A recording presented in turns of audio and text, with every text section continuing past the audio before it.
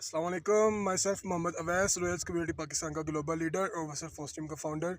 जैसा कि आप सब देख सकते हैं कि हम कश्मीर आए हैं RNKL इस टाइम, ठीक है, पीछे के नज़ारे। तो ये सब किसकी बदौलत हुआ? सिर्फ और सिर्फ मेटा फोर्स की बदौलत।